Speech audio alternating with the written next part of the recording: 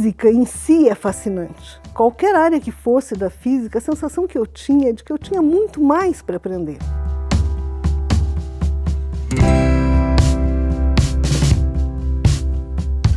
Bom, eu peguei a fama de mágica, né? Naquela época não tinha o Mr. M ainda, né? Depois ele me desbancou.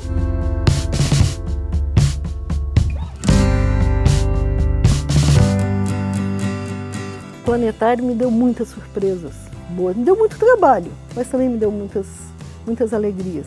Fui gestora do planetário, mas sempre com foco e trabalho na docência.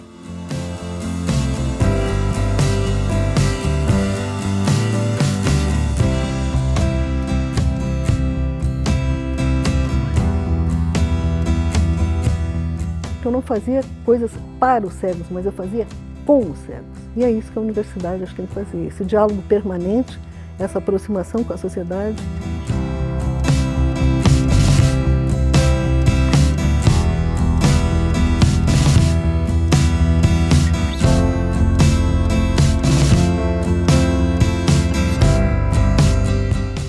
Aí um dos meninos parou na minha frente e disse: "Mas tu é muito boa em ciências." Eu achei aquilo o máximo. Eu sou professora de física formada no Instituto de Física da Universidade Federal do Rio Grande do Sul. Fiz mestrado e doutorado na área de física nuclear. Assumi a direção do planetário em dezembro de 2002 e lá permaneci até a minha aposentadoria, poucos meses atrás. Fui diretora-presidente da Associação Brasileira de Planetários durante 2 gestões. Meu nome é Maria Helena Stefani.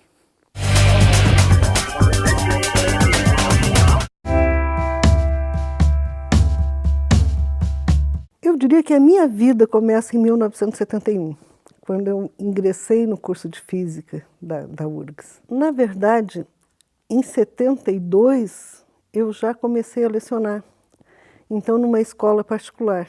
Porque naquela época havia muita falta de professor de física e eu também tinha necessidades relativas à condição socioeconômica, né, da minha família. Em 73 comecei a lecionar também na escola estadual. Foi aí que eu descobri a minha grande paixão pela sala de aula. E obviamente que isso gerou minha primeira opção em curso de física, o de licenciatura em física. A física em si é fascinante. E à medida que eu estudava, qualquer área que fosse da física, a sensação que eu tinha é de que eu tinha muito mais para aprender. E quanto mais eu me conscientizava disso, mais tinha coisas para aprender, para pesquisar, para, enfim, descobrir. Foi daí também que eu concluí o bacharelado em física. E segui minha carreira acadêmica, né, fazendo depois mestrado e doutorado. Com um interesse em especial que eu tive pela área, digamos assim, da física microscópica, acabei fazendo essa formação em física nuclear teórica. O curso de física é altamente exigente, né? É uma dedicação total, mas também é uma doação grande intelectual que se faz, né? E obviamente que além disso, o fato de ser uma universidade pública, né, na efervescência dos anos 70, tudo que a universidade, enfim, nos proporcionava também de aberturas de, enfim, discussões, sejam elas políticas ou sociais, ou participar dos concertos da OSPA, né, aqui no Salão de Atos da URGS, muitas atividades culturais, né? Então, assim, foi uma época de um crescimento incrível, né, pessoal, além de profissional.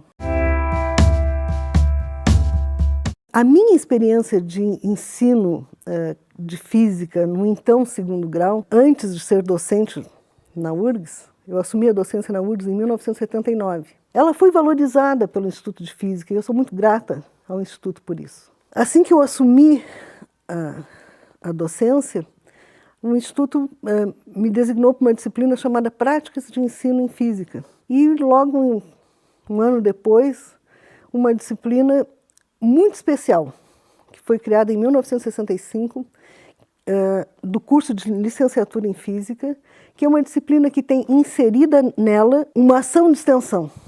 Então, nessa disciplina, o professor prepara com os licenciandos as aulas, que serão ministradas para estudantes de ensino médio que vão à universidade. Eu diria que é um curso ideal, é quase a utopia, Nós ainda chamamos carinhosamente de física para secundaristas, né?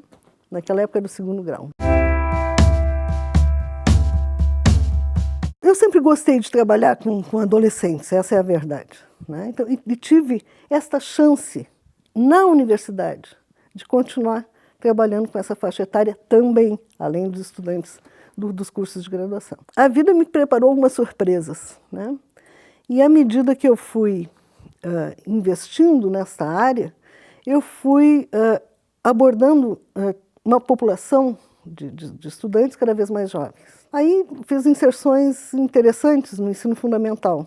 Uma das também atividades de extensão importantes que nós desenvolvemos no Instituto de Física foi produzir caixas de experimentos para ensino de física na então 8ª série do ensino fundamental, que eram emprestadas para professores. A gente preparava os professores, etc., e eles então ministravam as aulas.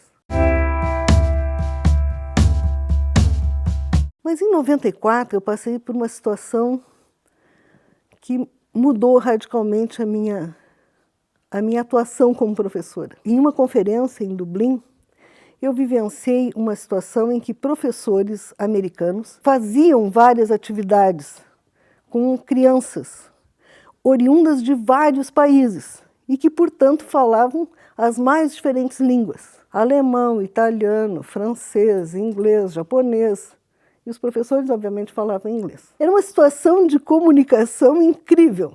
Entre as atividades que eles faziam diariamente, tinha sempre uma experiência. A primeira delas é muito interessante, acho que deixaria até mesmo vocês curiosos. É uma experiência sobre tensão superficial. Eles pegavam uma jarra com água, um recipiente transparente, uma vasilha transparente, e primeiro eles circulavam aquela água, botavam num copo, bebiam um pouco, circulavam aquela água, até ofereciam pequenos outros copos para as crianças, caso elas quisessem beber. Bom, uma vez que eles percebiam que as crianças sabiam, tinham identificado, né, a água, eles derramavam a água nesse vasilhame. Aí pegavam um potinho com pimenta em pó. Bom, eles borrifaram a pimenta sobre aquela água no recipiente. A pimenta ficou distribuída mais ou menos uniformemente em toda a superfície. Terceiro elemento, um pedacinho de sabão de coco. Eles encostaram o sabão de coco perto da superfície interna do recipiente, num cantinho. O que aconteceu? A pimenta se retraiu.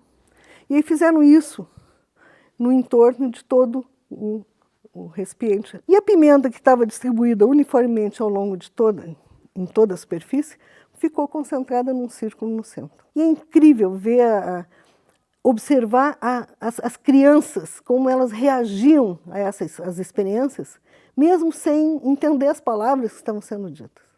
Isso mudou a minha vida. Quando voltei de lá, não teve a menor dúvida. A primeira chance que eu tive, peguei alunos da creche da URGS, né, e fiz um curso, dei uma tarde de aula, né, para as crianças, com experimentos de eletromagnetismo. Isso, as crianças tinham entre 4 e 5 anos. As professoras tinham me dito que quando penteavam o cabelo das meninas, tinha dias que penteavam o cabelo das meninas e o cabelo eriçava. Ou então uma criança se queixou porque tinha levado um choque na porta, né? E elas queriam saber por quê. Eu digo, bom, eu vou explicar para vocês, mas para as crianças também. Aí levei-as lá para o Instituto de Física. Foi uma tarde incrível, maravilhosa. Eu repeti essa experiência depois com outras turmas de educação infantil, de outras escolas, particulares e estaduais. Eu fiz com eles experimentos de eletrização por atrito, usando pêndulos elétricos, e até um gerador de Van der Graaf, que é um equipamento teoricamente avançado, né, naquela época, pelo menos. E as crianças participavam ativamente, discutiam entre si, faziam milhões de perguntas. Claro que elas ficaram alucinadas quando eu botei a mão, tem uma esfera que se eletriza no gerador de Van der Graaf, tu bota a mão e o cabelo fino como o meu, ele simplesmente eriça todo, né? Ou então, se eu aproximar o dedo da esfera, bem próximo, sai faísca do dedo, assim, elas achavam o máximo. Claro que dá uma dorzinha no dedo, mas isso eu não contei para elas. Bom, eu peguei a fama de mágica, né? Naquela época não tinha o Mr. M ainda, né? Depois ele me desbancou. E aí talvez eu tenha recebido um dos grandes elogios da minha vida como professora, né, na URGS. A professora das crianças pediu a elas que cada uma delas passasse por mim agradecendo a aula que tinham recebido. Aí um dos meninos parou na minha frente e disse, mas tu é muito boa em ciências. Eu achei aquilo o máximo, né? Foi incrível. Por alguma razão, em algum momento, né, alguém lembrou do meu nome para, digamos, tentar ampliar as ações do planetário, né, através de um projeto com atividades complementares. O planetário recebe muitas crianças por ano, cerca de 1.000 crianças por semana vão ao planetário, né, nas sessões para a comunidade escolar.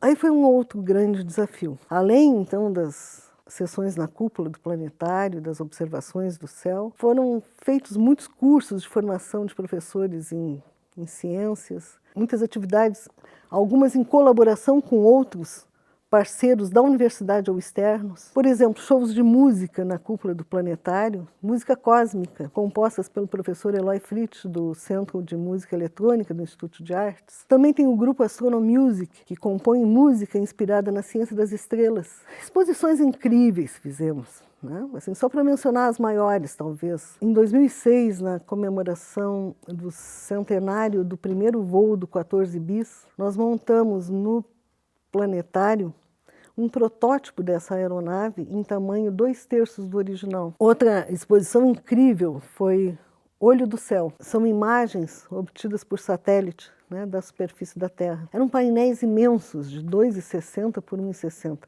Obviamente que não cabiam no planetário, tivemos que fazer aqui no salão de festas da URGS. Para mencionar apenas mais uma, em 2009, a exposição Em Casa no Universo. Realizamos uma grande exposição organizada pelo Museu da URGS, no museu. Nessa exposição foi produzido um catálogo, que é basicamente um livro que tem conteúdos de astronomia numa linguagem acessível ao público e aos estudantes. E aí eu tenho uma história muito bonita para contar sobre esse livro. Nesse período todo em que eu fui diretora do planetário, acabei sendo eleita diretora-presidente da Associação Brasileira de Planetário. Então, em 2010, na qualidade de diretora-presidente dessa associação, eu participei da 20ª Conferência da Sociedade Internacional de Planetários em Alexandria, que, aliás, foi realizada na Biblioteca de Alexandria. Começa aí a grande emoção. E levei 2 exemplares do catálogo Casa no Universo comigo, para dar para o coordenador da conferência. Quando eu dei a ele o catálogo, que eu tenho que me controlar para não me emocionar, ele me perguntou, mas a senhora não gostaria de doar este livro para a Biblioteca de Alexandria? Eu quase desmaiei, tamanha emoção.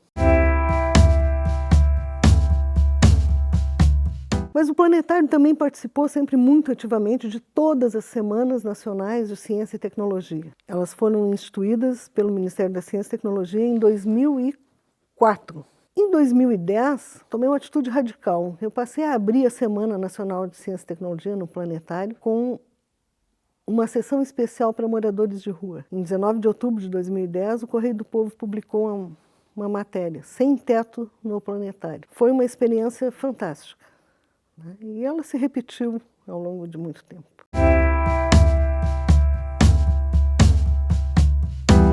Logo que eu assumi o planetário, eu mesmo fui fazer um curso, me inscrevi num curso de Libras, no nosso núcleo de estudos de línguas estrangeiras, né, o NELI. Porque nós recebíamos no planetário, né, algumas escolas com alunos surdos, né, e eventualmente alguns cegos.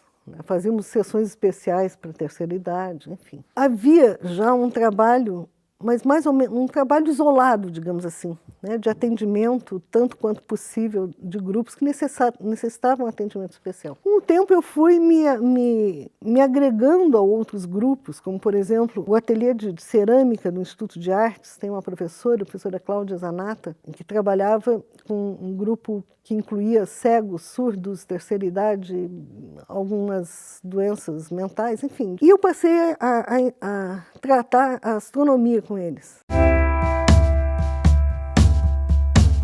Aí eu tenho outra história bonita para contar. Eu digo, olha, para quem você sabe onde fica o pôr do sol, então os próprios cegos têm noção disso, por calor, por enfim. Você sabe qual é a direção do pôr do sol? Ah, eu sei, né? Eles percebiam as diferenças entre as estações na diferença da orientação solar que eles percebiam no seu quarto, na sua casa, enfim, né? Então eles identificavam bem o nascer ou o pôr do sol, as direções do nascer e do pôr do sol. E aí eu fazia comentários, olha, por exemplo, no pôr do sol vocês vão ver a lua está linda, está dessa forma e tal. Junto dela tem uma estrela muito brilhante, mas não é uma estrela, é o planeta Vênus. Aí eu falava sobre o planeta Vênus, é um planeta que tem mais ou menos o mesmo tamanho que o nosso, etc.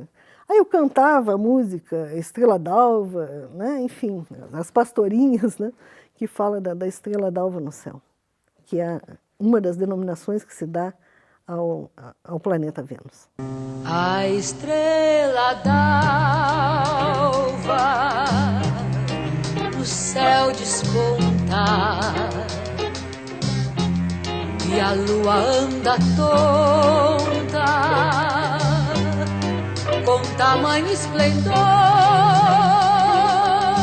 e as pastorinhas pra consolo da lua vão cantando na rua lindos versos de amor. Uma das cegas já era uma senhora de mais idade, né? Ela tinha netos. O que aconteceu é o seguinte, uma dessas senhoras, então, ela vivia, digamos, segregada pela própria família, restrita ao seu quarto. Quando ela começou a ouvir sobre o céu e levar material, ela passou esse material para o neto, que vivia nessa mesma casa com ela, e falar para ele. E aí eles começaram a ir para a rua, ao pôr do sol, e ela perguntou, tu está vendo a lua? Tô vendo. Tu está vendo uma estrela bem brilhante? Tô vendo. Ah, essa estrela não é uma estrela, é o planeta Vênus. Aqui no caderno que a professora deu, ela disse que tem informações sobre o planeta. E aí ele levava para a escola. Bom, moral da história, ela passou a ser referência em astronomia na própria casa. E com o tempo, quando o Jornal Nacional anunciava, né, a apresentação de alguma matéria sobre astronomia que envolvia, ela era chamada a participar do Jornal Nacional, porque afinal de contas era ela que entendia de astronomia na família, né? Essas coisas não têm preço. A questão dos planetários no Brasil é relativamente complexa. Nem todos os estados têm um planetário. E a gente sabe, o planetário ele é um lugar mágico.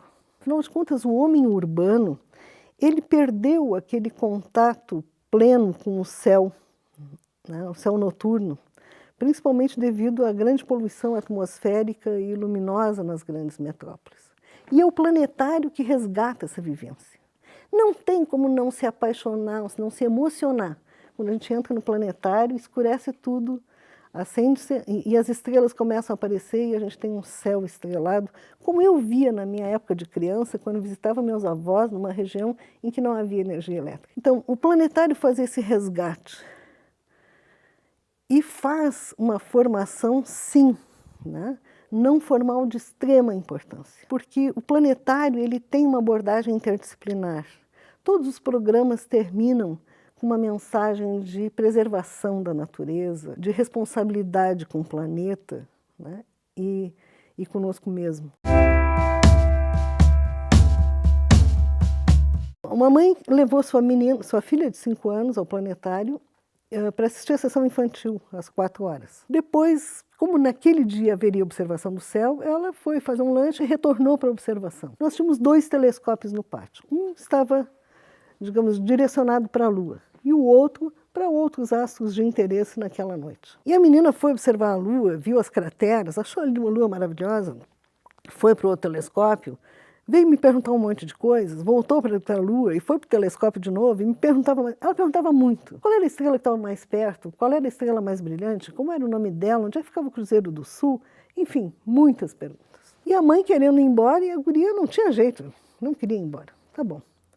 Aí a mãe disse, olha, lá pelas tantas ela conseguiu convencer a menina, afinal de contas era domingo de noite já, e elas se afastaram um pouco e aí eu vejo a mãe retornando com a menina pela mão e a mãe ria muito. Ela voltou e me disse, professora, por toda a atenção que a senhora deu para minha filha, eu tenho que lhe contar o que ela me disse. Ela já sabe o que quer ser quando crescer. Lunática.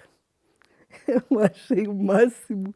E assim, tem muitos despertares para a vocação científica que acontecem nesses espaços de educação não formal. E eu sempre chamo a atenção dos pais, né, para a importância disso, porque as crianças são o nosso maior recurso nacional. Elas têm que ser tratadas com carinho, têm que ser estimuladas, mas só o estímulo não chega. É preciso dar a elas ferramentas para pensar, para fazer, para ter prazer em aprender ciências. Eu sempre tenho histórias, né? Mas uma história interessante foi a minha participação numa conferência internacional de física nuclear. O chairman, na hora de me chamar para apresentar o trabalho, chamou o Mr. Dr. Stefani. Quando eu me apresentei, ele pediu 1000 desculpas, porque jamais passou pela cabeça dele que quem apresentaria o trabalho era uma mulher. Quando eu subi no palco, eu até entendi, porque era uma sala mais ou menos como esta, quase cheia, e devia ter umas 10 mulheres lá. Mas é incrível, tu sabe que no Instituto de Física, na área de Física Nuclear mesmo, nós éramos um grupo de quase 10 pessoas e 4 ou 5, acho que 4 eram mulheres naquela época. O Instituto de Física era uma coisa à parte. Eu sempre gostei de dar aula de física experimental. Veja bem, eu sou teórica, né? Mas sempre gostei de dar aula de física experimental. E na física experimental é incrível. Como as meninas, isso é uma coisa que acontece também no ensino médio. As meninas, elas deixam os garotos montar, por exemplo, eu gostava de dar aula de eletricidade, eletromagnetismo. Então, quem montava o circuito eram os meninos. E elas se restringiam a anotar os valores, depois faziam gráficos, né? Eventualmente, provavelmente, os relatórios. Foi uma coisa difícil de mudar, né? E era uma tendência. E eu acredito que atualmente está um pouco diferente, né? Eu acho que as mulheres realmente se conscientizaram da sua capacidade física e mental e estão buscando, né, a sua valorização, o seu espaço. A URGS foi a minha vida. Eu sempre digo que eu agradeço todos os dias a oportunidade de ter entrado para a URGS em 71 e nela ter permanecido até meados de maio passado. Na verdade, eu até costumava brincar, mas não era brincadeira, de que eu queria morrer antes dos 70 anos, porque eu queria morrer dentro da URGS, porque a URGS era a minha vida. Mudei de ideia nos últimos tempos. Ao me aproximar dos 70, eu mudei de ideia. Mas, enfim, me dediquei muito mais à URGS do que a qualquer outra coisa na minha vida. A minha família sempre foi segundo plano. A URGS foi o primeiro. Eu sou muito, muito grata à universidade. Eu te diria que principalmente ao Instituto de Física, que é a minha unidade de origem, né? E a ProRest, a qual o planetário faz parte, é um setor da ProRest, por ter me permitido desenvolver a minha vocação científica, por ter me permitido uma aprendizagem incrível na questão de gestão universitária, mas principalmente por ter me permitido exercer minha docência universitária com interface com a sociedade, né, que é a minha paixão maior na vida.